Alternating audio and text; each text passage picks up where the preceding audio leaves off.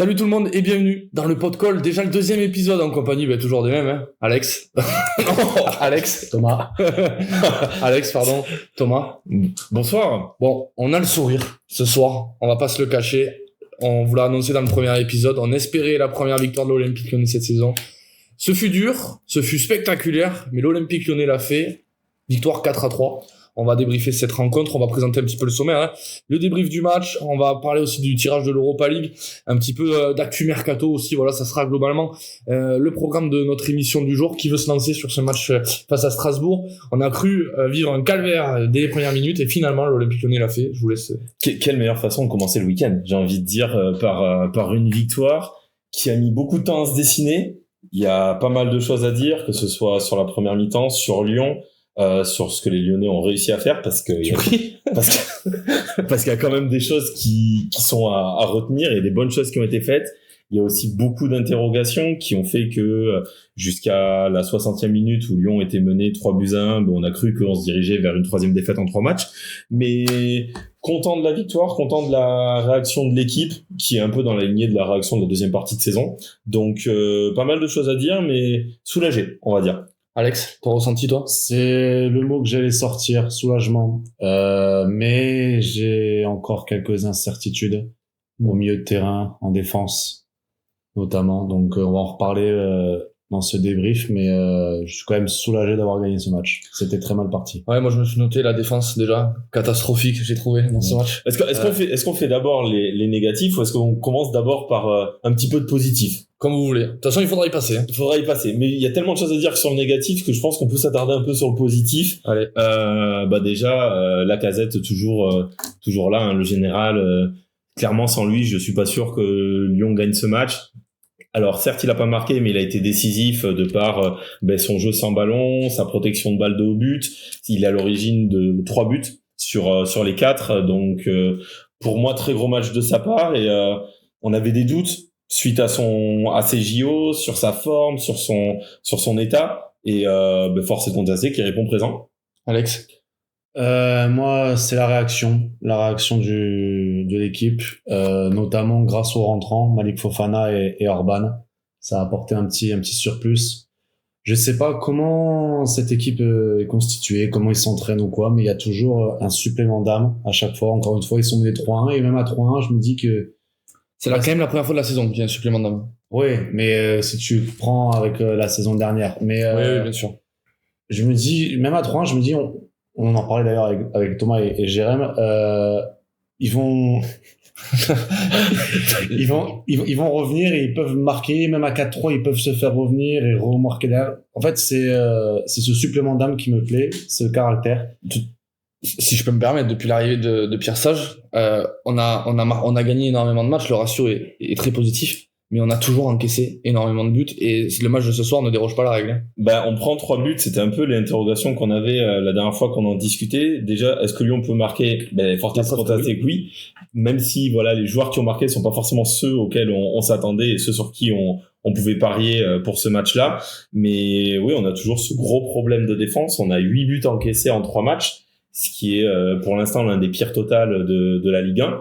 Alors bien sûr avec les matchs qui restent à jouer, le pire. Mais pour l'instant peut-être que Montpellier en a pris 6 contre Paris. Ouais, mais non, ils ont fait un partout après, donc ils sont à -7. Mais ça reste compliqué et on pourra aussi prendre un peu de temps pour rediscuter de la compo de base de Pierre Sage, qui autant a été très très inspiré sur son coaching et ses coaching gagnant à 100%, mais autant sur sa compo de départ, il y a quand même pour moi des choses à dire. Alex, avant qu'on continue de débriefer, est-ce que ce soir c'est Pierre Sage qui gagne le match? Non, je te dis, c'est l'équipe entière, c'est la combativité, c'est ce qu'ils ont apporté. Après, bien évidemment, les coachings ont aidé. Mais comme dit Thomas, on peut se retrouver, même si globalement on mérite de gagner ce match, je pense, on peut se retrouver mené très rapidement. C'est ce qui s'est passé d'ailleurs. Et on peut se retrouver mené 2-0 parce que devant, on plante pas, parce que derrière, c'est catastrophique. Et c'est les joueurs qui sont sur le terrain. juste, j'aimerais qu'on revienne sur le cas Pierre Sage, les gars. Moi, je vous dis, ce soir, Pierre Sage gagne le match à lui tout seul. Tu démarres le match en 3-5-2, tu prends un but d'entrée, tu te dis tout va s'abattre sur toi, t'es mené 3-1, tu reviens au score, déjà, t'es mené 3-1, tu fais sortir Abner et Mikotadze, on y reviendra plus tard, tu fais rentrer Fofana et Orban, 5 minutes après, tu mènes. Non mais c'est ça, 10 minutes après tu mènes, t'as marqué 3 buts. Pour moi, ce soir, alors oui, il y a les individualités qui font la différence, mais ce soir, Pierre Sage gagne le match à lui tout seul. Moi je sais pas si vous partagez mon analyse, mais en tout cas, pour moi, ce soir, c'est Pierre Sage, homme du match. Non, mais tu peux pas dire ça, arrête un peu, n'importe quoi. Non, quand même. C'est rentre dedans, lui. Ces changements ont fait quelque chose, mais tu peux pas dire que Pierre Sage est un génie sur ce match. Il y a beaucoup de facteurs qui ont fait que le match. Ok, donc quand on perd, c'est sa faute, et quand on gagne, c'est grâce à lui. Ah non, Monaco, on le perd, c'est parce que les attaquants ont été catastrophiques. Ouais. On va parler des attaquants. On peut en parler des attaquants parce que... Bonsoir. C'est dommage. Mais si on finit à 1 partout à la mi-temps, c'est aussi en partie parce que il y a eu des problèmes devant et on s'est créé des occasions mais on n'a pas réussi à marquer parce que défensivement il y a eu des grosses lacunes et parce qu'au milieu de terrain Lyon ça n'allait pas du tout et on pourra en reparler. Le milieu de terrain lyonnais, c'est le moment. C'est le moment. Parlons du milieu de terrain lyonnais. Les gars, en off, on a beaucoup parlé du milieu de terrain. Alex, j'aimerais déjà avoir ton ressenti. On les a énormément pointés du doigt, notamment contre Monaco. Est-ce que ce soir, on a passé un cap? Est-ce que ce soir, t'as envie de dire que des joueurs sont passés à côté? C'est le moment de nous expliquer tout ça. Les gars, Tolisso, c'est fini. Ah bon? C'est fini, Tolisso. Depuis sa grave blessure au Bayern, c'est terminé. Ok, champion du monde, très très grand joueur. Il a une carrière exemplaire, mais là, c'est fini, rangé. Pourquoi? Parce que il est lent. Je trouve c'est un joueur qui est très très lent, qui rapporte rien en vitesse. Alors, s'il est lent. Oui, donc la défugance, après, ses transversales reste quand même, il voit bien le jeu, mais il est moins rapide qu'avant. Et il va moins en duel, donc moi je trouve qu'il ralentit le jeu de l'Olympique Lyonnais. Il est pas aidé à côté par Matic qui lui, il est encore plus fini. Donc franchement, Cacré, Matic, Tolisso, ça peut pas être possible. Les trois, c'est 3 joueurs profil pareil, similaire. Oh non, oh non, Matic, il a pas le même profil que Cacré. Cacré, non. Là, Cacré est lent. Et lent? Oui, je suis désolé. Mais tu peux pas, Après, moi, j'attends pas que ça soit des coureurs de 100 mètres, c'est qui? Tu fais quoi? Tu vas jouer un numéro 10 Cacré toute la saison? Non. Qui va jouer numéro 10? Qui va jouer numéro 10? On est d'accord que Cacré doit être devant Matic, mais qui va être numéro 10? Pour moi, le problème, c'est pas Matic, Cacré, Tolisso, c'est la façon dont ils occupent l'espace au milieu de terrain. Quand tu as un Cacré qui se retrouve à faire des appels au poteau de corner, c'est pas possible. Quand tu as un Matic qui revient à faire du box-to-box parce que Cacré est devant 3 défenseurs alors que Lyon vient de récupérer la balle, c'est pas possible. C'est pas leur rôle. Ils ont pas le profil pour faire ça. Donc, si t'as des joueurs au milieu de terrain qui sont déjà de base pas dans leur poste de prédilection, forcément que ça peut pas fonctionner. Tu rajoutes à ça, comme tu disais, le fait que Tolisso, ça fait des années qu'il est cramé. C'est pour ça d'ailleurs qu'on a fait des recrutements plus ou moins judicieux, plus ou moins utiles. On pourra en reparler aussi parce que pour l'instant, les forces est de constater que Tolisso est toujours titulaire. Donc ça va changer. Oui, j'espère bien parce que sinon ça sert à quoi de recruter des milieux de terrain depuis 2 saisons. Mais on l'a vu en deuxième mi-temps quand Matic reste devant la défense pour récupérer des ballons et organiser le jeu, de suite Lyon est plus serein. Quand Maxence Cacré fait des allers-retours et percute vers l'avant, c'est beaucoup mieux. C'est d'ailleurs lui qui a l'origine du 4e but d'Orban parce que c'est lui qui récupère la balle, qui se projette et qui décale Fofana pour un centre. Donc pour moi, le problème, c'est pas les 3, c'est la façon dont ils jouent ensemble. Et une fois que Matic aura compris qu'il doit jouer devant la défense, que Cacré, c'est pas son rôle, et qu'il doit justement se servir de Matic pour faire cette transition et avoir ce rôle de box-to-box, il faudra un milieu pour complémentariser ça, tout simplement. On l'a trouvé le milieu. Tessman, les gars, je vous l'annonce. Oui, moi je pense que c'est un génie. Ça peut être. Je vous l'annonce que c'est un génie. On n'a pas pu le voir sur 10 minutes. Je vous l'annonce que ça va être un génie, il va faire une grande saison. Sur 10 minutes, tu peux pas le juger. Il l'a vu sur des vidéos YouTube. Je l'ai suivi l'année dernière à Venise, j'ai suivi un peu son parcours, ça va être un génie, je l'annonce. Tu regardes beaucoup Venise, toi? Oui, je l'annonce. Si on tournait la page des milieux de terrain, je vous propose qu'on parle un peu de l'aspect offensif, et notamment un Georges Mikotadze qui n'a toujours pas ouvert son compteur à Ligue 1, Thomas. Non, qui n'a pas ouvert son compteur en Ligue 1. On parlait de la connexion avec Lacazette. Je crois que c'est 4 passes en première mi-temps. C'est très peu. Il a beaucoup essayé, peut-être même trop. Et à chaque fois, sa finition, mais c'est des frappes sur le gardien. Donc, il lui manque quelque chose. Et Et c'est assez significatif de le voir sortir. Et 5 minutes après, on a Orban qui marque, on a Maitland Nice qui marque, on a ces remplaçants qui sont décisifs. Et on en parlait de cette relation Mikotadze-Lacazette qui pouvait nous faire penser à celle de Beauvu-Lacazette à l'époque qui avait pas pris du tout. Là, force est de constater que ça ne prend toujours pas dans un système où les deux sont tout seuls devant. Donc, même si on sait que Lacazette a plus d'appétence pour jouer dos au jeu, bah voilà, pour l'instant, Mikotadze, c'est pas ça. Il y a pas d'automatisme, il a un manque de repères, il a un manque de confiance aussi. Et c'est pas l'excellente rentrée d'Orban qui va le rassurer, qui va j'espère pour lui que ça fera un déclic. Mais donc pour toi, Mikotadze à Lyon, ça le fera pas, quoi. J'ai du mal, pour moi, s'il est associé à Lacazette, j'ai du mal à le voir éclore et à le voir aussi performant qu'on l'a vu avec la Géorgie, qu'on l'a vu avec Metz la saison dernière. Il y a aussi, pardon, excuse-moi de te couper, mais il y a aussi le fait que Mikotadze à Metz, c'est la star de l'équipe. Mikotadze avec la Géorgie, c'est la star de l'équipe. Mikotadze, peut-être pas la seule star, hein, parce qu'il y a aussi le joueur dont je n'arrive jamais à prononcer le nom qui joue en Italie. Ouais, voilà, lui, Aston Villa, là. Voilà, mais à Lyon, il est très très attendu, et en plus il est très attendu sans être la star de l'équipe. Et je suis pas sûr que son profil soit. Ben, ça rejoint un peu ce qu'on disait. Pourquoi est-ce que tu fais venir Mikotadze à Lyon ? Est-ce que tu le fais venir pour jouer avec Lacazette ? Mais dans ce cas-là, c'est pas ce genre de profil qu'il faut. On l'a vu à l'époque, il faut des joueurs qui soient capables ou de prendre la vitesse quand Lacazette crée un point de fixation, ou qui soient capables de servir Lacazette en profondeur. Sauf que Lacazette en profondeur maintenant, c'est un peu compliqué. Ou Mikotadze est là pour remplacer Lacazette, mais au vu des performances de Lacazette, il va pas le mettre sur le banc de suite. Est-ce qu'il est là plus en rotation ? Mais dans ce cas-là, la connexion Lacazette-Mikotadze, ça sert à rien qu'on en parle parce qu'elle n'existera plus, et c'est même pas une option envisageable pour Pierre Sage. Donc ouais, peut-être qu'il arrive avec trop de pression aussi, peut-être que le salaire et le montant du transfert joue dans ses performances. Après, peut-être qu'il faut un temps d'adaptation et que dans 6 mois, ça sera le meilleur buteur de l'Olympique Lyonnais et qu'on dira que c'est la meilleure recrue de ces dernières années. Mais pour l'instant, c'est une perspective que j'ai du mal à envisager. Bon, messieurs, je vous propose qu'on conclue avec ce débrief du match, avec votre homme du match, peut-être. On va pas faire de flop après une victoire, on va pas bouder notre plaisir. De toute façon, on les a déjà plus ou moins dit, nos points négatifs. Moi, j'ai envie de parler de la rentrée de Malik Fofana. Alors oui, il n'a pas marqué, mais pour moi, c'est un des hommes qui change ce match. Exactement. Son entrée a tout changé. Il va falloir qu'on se pose la question de quand est-ce qu'on met ce jeune titulaire. Il avait démarré contre Monaco. Il avait démarré contre Monaco, ça n'avait pas été le plus mauvais. Non. On pensait d'ailleurs au moment où il est rentré que Pierre Sage avait changé de dispositif, et finalement Fofana est resté en piston gauche. Il a joué piston. Ouais, mais sans doute plus offensif quand même que. Ben mine de rien, oui. Ouais. Et c'est ce qui a permis de lui faire des passes décisives. Et je suis curieux de le voir. Je serais curieux de le voir en numéro 10, moi, tu vois. Au milieu de terrain axial. Tu vois. Ça me choquerait pas forcément. À la place d'un Tolisso, ça me choquerait pas. Je pense que ça sera plus pour un Saïd Benrahma, ce rôle-là, mais. Je pense aussi. Ton homme du match, toi, d'ailleurs, tu l'as pas donné, ton homme du match. Ouais, non, Lacazette, très décisif encore une fois. Ah ouais? Lacazette, ouais. Il n'a pas marqué, mais il est sur tous les buts. Ouais, donc, on est d'accord. Malgré le doublé d'Orban, forcément Lacazette, ouais. Il est sur les 3 buts, il est au fond, c'est partout. T'as l'impression que sans lui, l'équipe, elle s'écroule. Dans le prochain épisode, on parlera de l'Europa League. Ce soir, le temps nous est compté. J'aimerais qu'on revienne sur les actus chaudes, l'actu mercato, avec notamment Wilfried Zaha, qui arrive en prêt.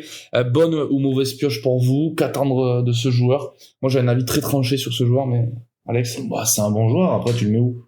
Bah, tu vas le mettre sur le terrain, j'espère. Mais oui, mais à la place de qui, alors? Ouais. Bah, Niakate, hein. J'ai rien compris.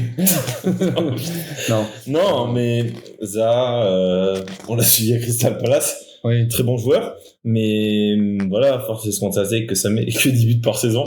10 buts par saison, c'est bien.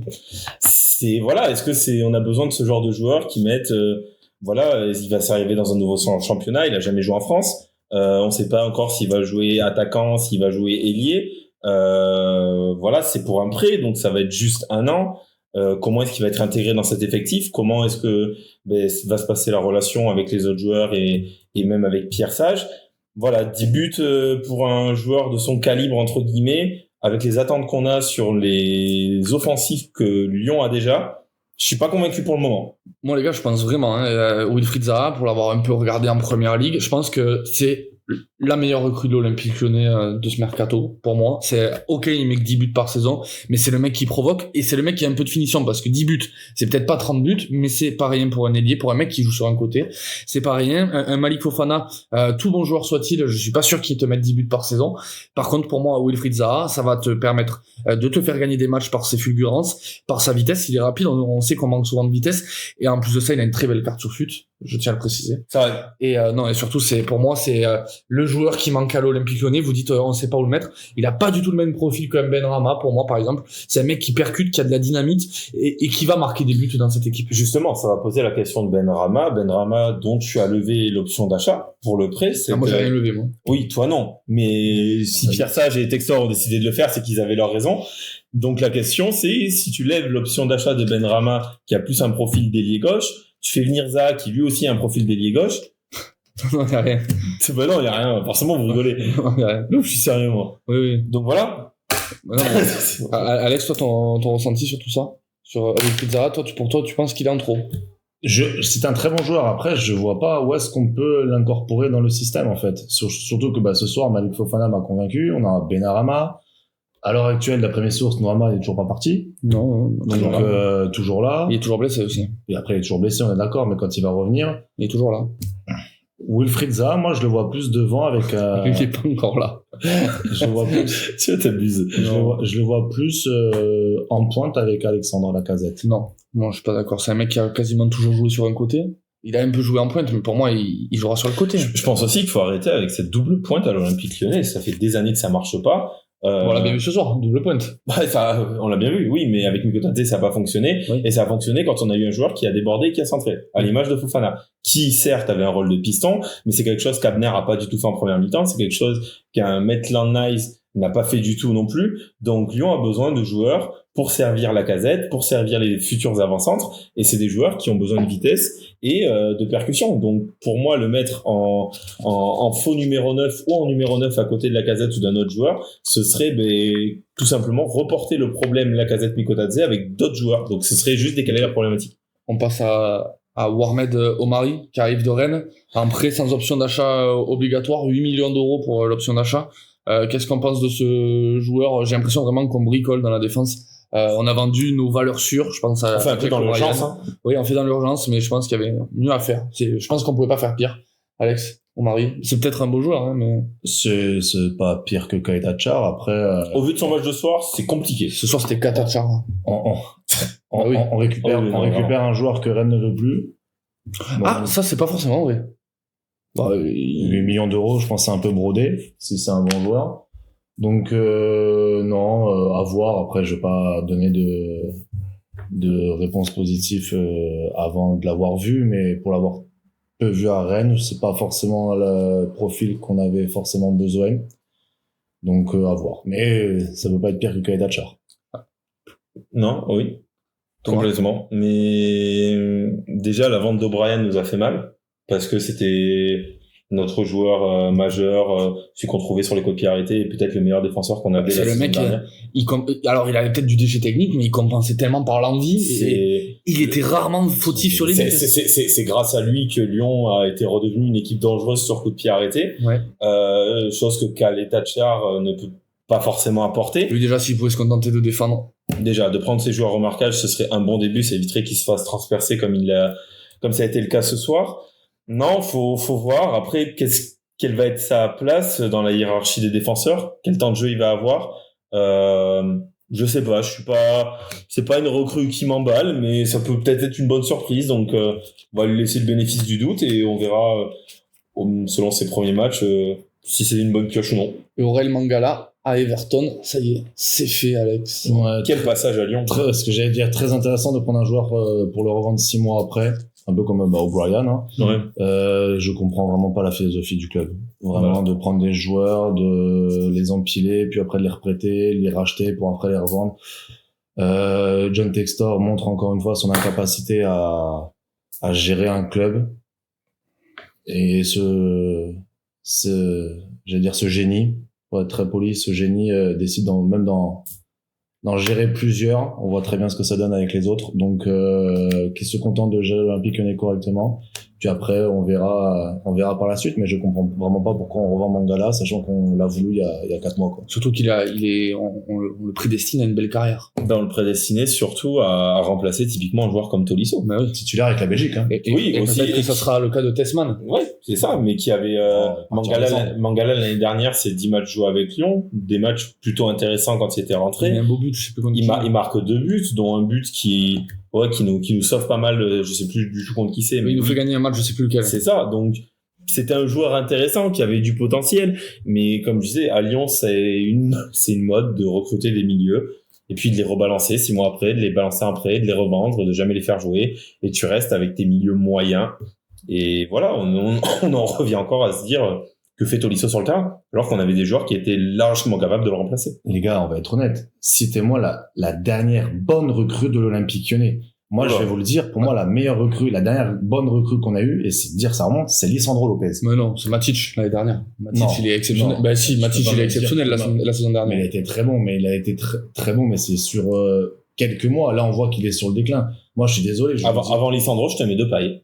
Bah bien sûr. Je te mets Depay. Non, ouais, moi c'est pas. Depay, c'est un joueur par fulgurance. C'est un joueur qui a été très bon, puis après qui a été très mauvais. 20 buts par saison. Ouais, voilà. Mais non, moi je vous dis, la dernière bonne recrue régulière, c'est Lisandro Lopez. Non, Lisandro est un très bon joueur, mais Lisandro, il s'est démarqué aussi par l'attitude qu'il avait, par Grinta. Voilà. C'est peut-être ça dont on a besoin. Oui, Ouais, mais de là à dire que c'est la dernière bonne recrue, non. Moi, j'en ai marre de voir des joueurs, je vous le dis, les gars, j'en ai marre de voir des joueurs, parce que Mangala, je pense qu'il a pas brodé son départ, j'en ai marre de voir des joueurs qui viennent à l'Olympique Lyonnais pour se montrer, pour partir 6 mois après dans un autre club. Il y a plus l'amour du maillot, il y a plus les mais la faute à qui c'est l'amour du maillot? C'est parce que Pierre Sage, il y a plus cette envie. L'Olympique Lyonnais n'est plus un club respecté. Les gens viennent. Regarde Barcola. Les gens viennent. Ils sont formés, ils chient sur le club au bout de 6 mois, ils se barrent à Paris Saint-Germain. Alors, tant mieux pour eux, il a réussi, mais c'était pas gagné d'avance. Mais tous les clubs, tous les joueurs qui sont formés, cite-moi un joueur formé à l'Olympique Lyonnais dans le centre de formation, à part Cacré. Cherki. Cherki, il est même pas titulaire. La Casette, oui, mais là, je te parle des dernières années. Non, mais bien sûr. Mais c'est pas leur choix. Tu prends à chaque fois, moi, le problème est plus profond que ça, c'est que les entraîneurs veulent des milieux de terrain. Je peux t'en citer, mais une panoplie de milieux de terrain qui ont été recrutés, et finalement, ces joueurs ne jouent pas, ou des bouts de match. Non, on les prend pas. De quoi? Ne les prends pas. Mais oui, mais on en revient à la même problème. C'est à chaque fois des problèmes de recrutement, et ça a toujours été ça à Lyon, que ce soit en attaque, en défense, au milieu, au goal. À l'époque, on nous a vendu Tatarusanu comme la future doublure de Lopez. Finalement, le jeu il a jamais existé. Mais oui, c'était tonton. Mais oui, mais franchement, ça a toujours été ça avec Lyon, un recrutement. C'est mieux ces derniers mois parce qu'il y a quand même des joueurs qui s'inscrivent dans le collectif, mais pendant des années, c'était des joueurs qu'on mettait dans le club. 10 ans, depuis l'époque Johan Gourcuff, on enchaîne les catastrophes au milieu de terrain en attaque. On peut en citer plein. On a beaucoup chié sur Dembélé, qui pour moi était une recrue qui était pas si dégueulasse que ça parce qu'il plantait ses buts, et même si techniquement c'était très compliqué, le joueur était là, mais le nombre de recrutement qu'on a fait et de joueurs qui, comme tu dis, ont fait 6 mois pour après être reprêtés ou revendus une misère parce qu'on les avait achetés une misère, parce qu'on était parti chercher en Ligue 2, en National ou au fin fond de la campagne brésilienne en mode ça avait les futurs nouveaux joueurs, et finalement tu te rends compte qu'ils valent pas un clou. Forcément à un moment donné, quand t'es toujours dans cette optique là, tu deviens un club qui recrute des mauvais joueurs. Ça dépend ce que t'as envie de faire. Si l'Olympique Lyonnais a envie de jouer l'Europa League, ouais, très bien, prends des joueurs comme ça. Si t'as envie de jouer le titre, évidemment, il va falloir être un peu plus malin sur le recrutement. Mais tu joues comment le titre? Lyon donne plus envie. Personne n'a envie de venir. C'est pour ça que Barcola s'est barré. C'est pour ça que Loukieba s'est barré. C'est pour ça que Gusto s'est barré, parce que Lyon donne plus envie. Parce que Lyon donne plus envie, parce que il y a plus cette. On les fait pas en donnant, on leur donne pas envie de rester. Mais non. Mais c'est parce que justement, il y a plus d'identité de jeu. On va mettre les gars, vous allez le taper dessus. Mais non, je suis chaud. Moi. Mais non, mais le truc, c'est qu'on est d'accord sur le principe que le recrutement est pas bon parce que la ligne directrice de l'Olympique Lyonnais, elle est complètement floue. Personne ne sait où va ce club. Les coachs demandent des joueurs pour ne pas les faire jouer. Ils s'inscrivent dans un collectif où ils vont jouer 3 matchs ou 3 bouts de match, et finalement ils vont se rendre compte qu'ils n'ont pas tant de jeu, donc ils vont partir ailleurs, et on va recruter des milieux pour les remplacer. Sauf que eux non plus vont pas jouer, et ils vont repartir ailleurs, et on va pas s'en sortir parce qu'on a des joueurs qui font jamais plus de 2 ou 3 ans à Lyon. Si tu prends l'effectif du 11 ce soir, il y a aucun joueur quasiment qui a fait plus de 4 ans à Lyon. Et c'est pareil partout. Non. À part dans les grands clubs, mais les clubs moyens standards, ils sont pareils. Donc Lyon est devenu un club moyen standard. C'est ce que je dis. Oui. Non. Je pense qu'on aura l'occasion de faire un gros débat Si là-dessus les gens peuvent dans l'avenir. donner leur avis en commentaire. Est-ce que Lyon est devenu un club moyen? On aura l'occasion d'en reparler. Je vous propose qu'on conclue ce deuxième épisode du podcast ce soir avec cette première victoire de la saison, 4-3 face à Strasbourg. Excellent week-end à tous. On se retrouve dès la semaine prochaine pour de nouveaux épisodes. Et ciao, ciao. Salut! Ciao.